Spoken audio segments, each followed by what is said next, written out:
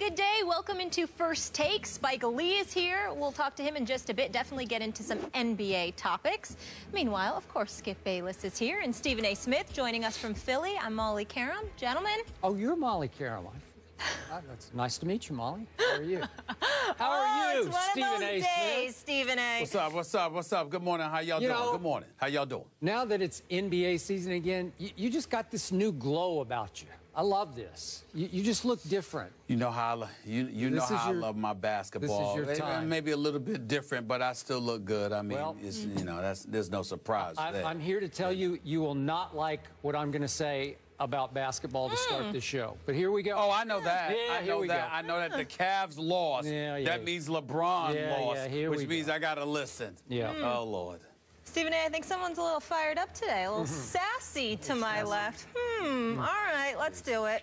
Opening night in Chicago, the Bulls beat the Cavs by 2 points. Skip Bayless. Yes. What's your takeaway? Stephen A. Smith, here we go again. Same time next year. I'm about to be branded, probably by you, as yet again a hypercritical hater of LeBron James. But I'm sorry, I have to tell the truth.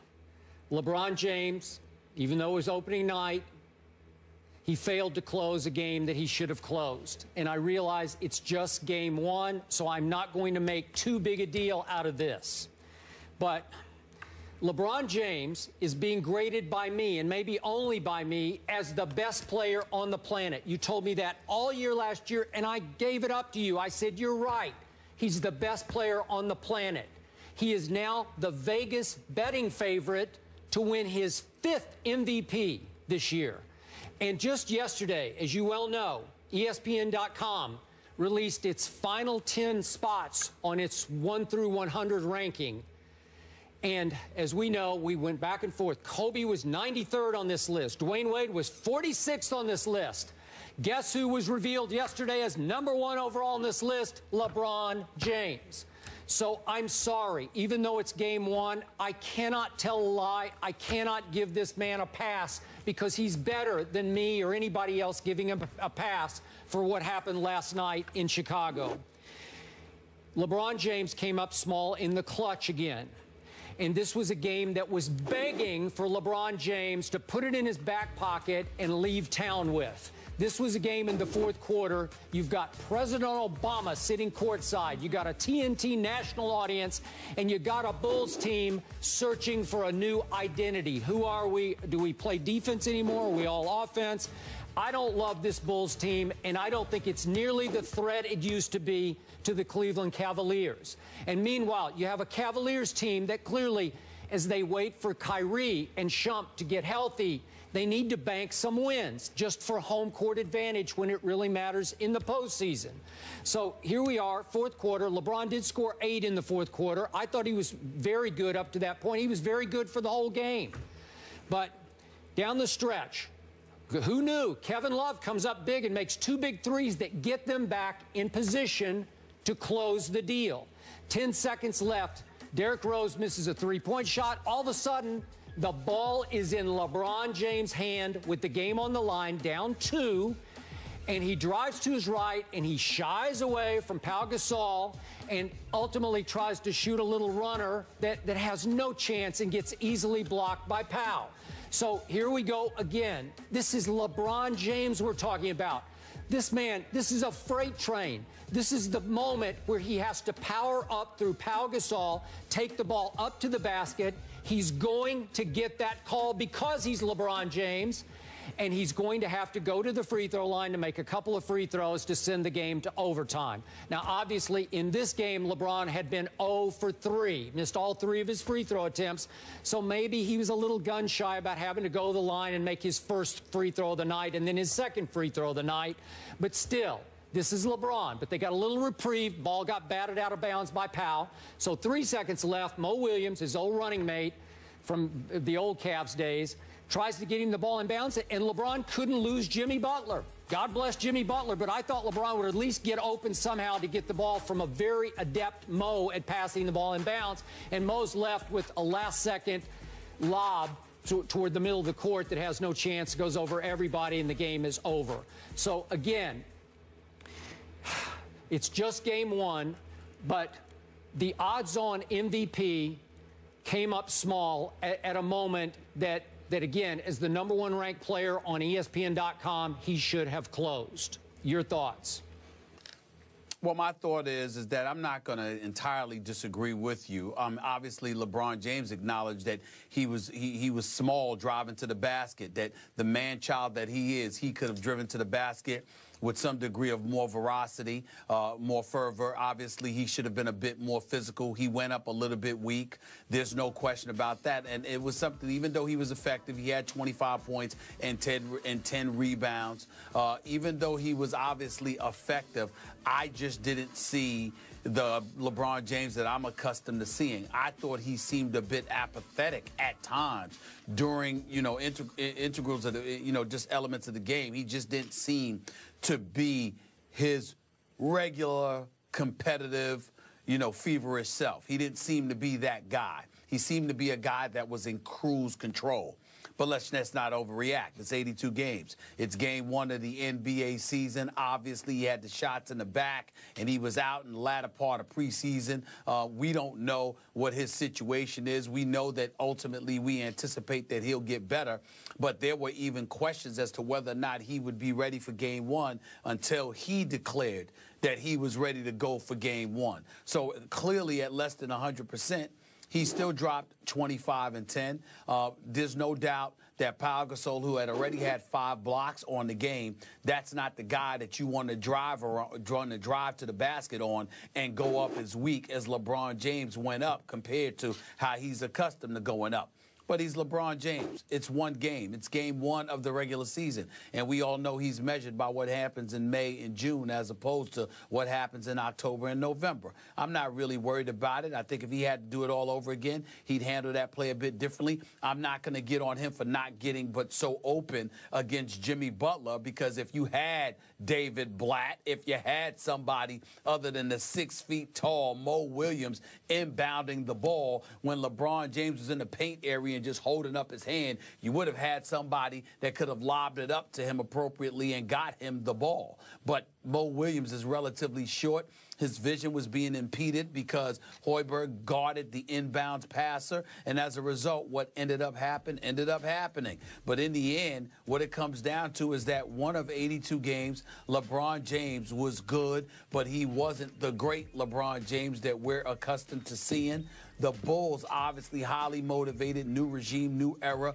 Tom Thibodeau out, Fred Hoiberg in. The players excited about playing ball on the offensive end of the floor. You saw what you saw. Jimmy Butler looked good. Derrick Rose didn't look so great, only shooting 8 of 22 from the field. And don't get me started with what he said in his post game about how he still couldn't see out of his eye. I mean, you just never know with this guy. And so when you look at it from that perspective, the Bulls were going to be hyped for this game. I remember listening to Frank Isola for the New York Daily News on radio talking about how you could guarantee that the Bulls were going to win a game like last night because it's the kind of game that Cleveland would lose going on the road into Chicago with the beginning of a new regime, the crowd hyped, everybody electric, and ultimately it's going to be a tight-fought game, but the outcome was the outcome. No need to overreact, Skip Bayless. Your points are valid. I'm not refuting them. I'm simply pointing out that it's just game 1. It's not something that you're going to be able to say the vast majority of this season. It's the first game of the regular season, and LeBron came in there less than 100%. He should have gone up stronger. He should have been a bit more physical. He should have looked more involved at certain intervals of the game. But it's just game 1 of the regular season. It's no big deal. It's certainly not going to get in the way of Cleveland winning the East. So just pump the brakes and calm down. Okay, I'll pump the brakes because I'm surprised at your take on this. You are agreeing with the sort of the overall premise that LeBron didn't look as locked in as you thought he might look. Absolutely. He didn't play with the tenacity or the fury or the whatever, the drive, the will, like it's a game we got to have. And again, as you well know, he has almost always played good to great in the house that Jordan built. He's basically owned that building that houses the Chicago Bulls. So with our president at courtside, what would you attribute that to last night? Do you think it's just the back? Should we give him a pass because of the back? The numbers are good, as you said, 25 and 10. But let's be clear. I'm not saying give him a pass. I'm simply saying let's not overreact.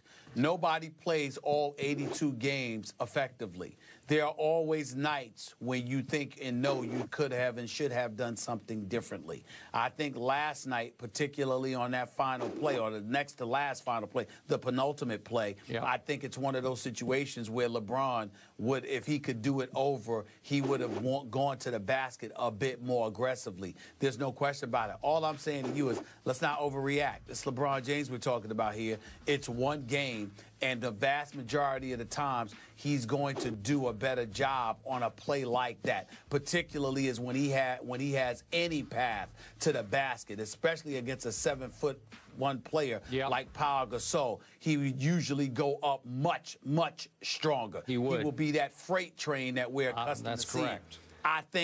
I think that back has something to do with it, but I also acknowledge that back or no back, he didn't seem as locked in as we're accustomed to seeing him throughout last night's game. Would you agree? I watched it. He didn't seem that way. Am I overreacting off one night of seeing this Bulls team and saying this team is no longer the threat it used to be? I don't see it any better than maybe fourth in the East, behind, obviously, the Cavs, the Heat, the Bucks, and then the Bulls. Would you agree with that?